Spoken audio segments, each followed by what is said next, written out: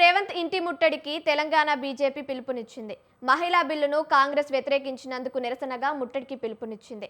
April 17ను black డేగా BJP ప్రకటించింది. మహిళల ఆత్మగౌరవాన్ని కాంగ్రెస్ దెబ్బతీసిందని ఆరోపించింది. మహిళల చట్టసభల్లో ఉండటం కాంగ్రెస్కు ఇష్టం లేదంటున్నారు.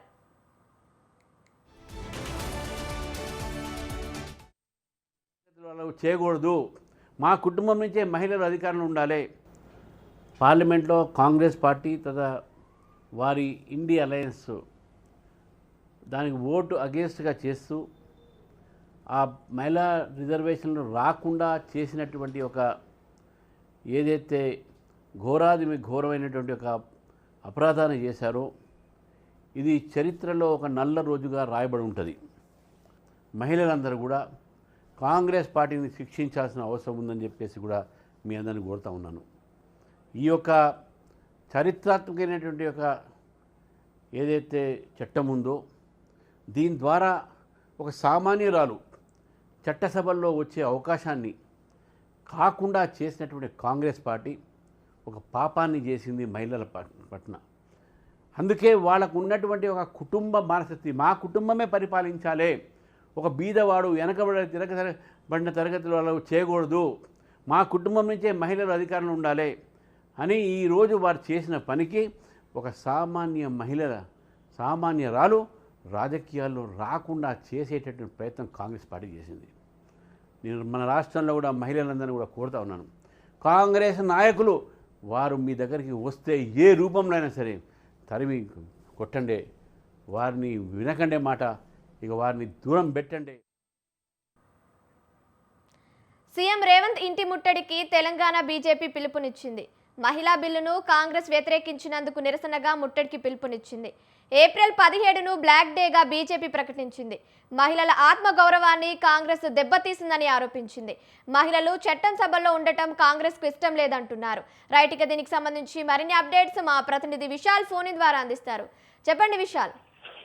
రైట్ కావ్య, ఏప్రిల్ 17 అంటే నిన్న కేంద్ర ప్రభుత్వం ఎన్డీఏ కూటమి కలిసి నిన్న పార్లమెంట్ లో మహిళా రిజర్వేషన్ బిల్లు అనుసంధానంగా డీలిమిటేషన్ బిల్లు ప్రవేశపెట్టింది. ఇక ఈ డీలిమిటేషన్ కు అనుకూలంగా ఓట్లు రాకపోవడంతో ఆ బిల్లు వీగిపోయింది.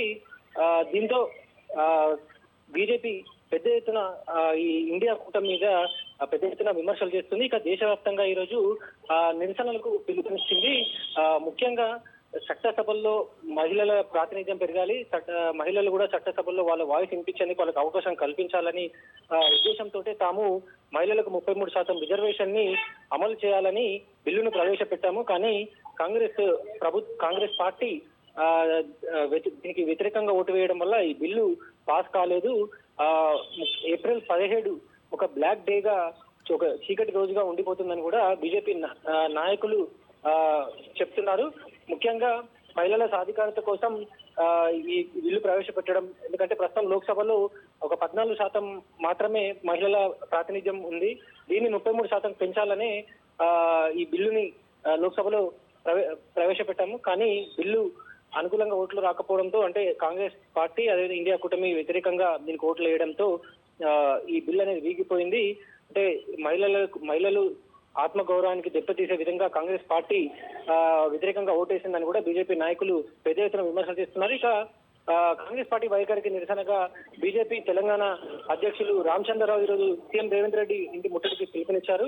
పెద్ద ఎత్తున కార్యకర్తలతో కలిసి అక్కడికి వెళ్లామని సిద్ధమయ్యారు. కానీ పోలీసులు అప్రమత్తమై రామచంద్రరావుని హౌస్ అరెస్ట్ చేశారు.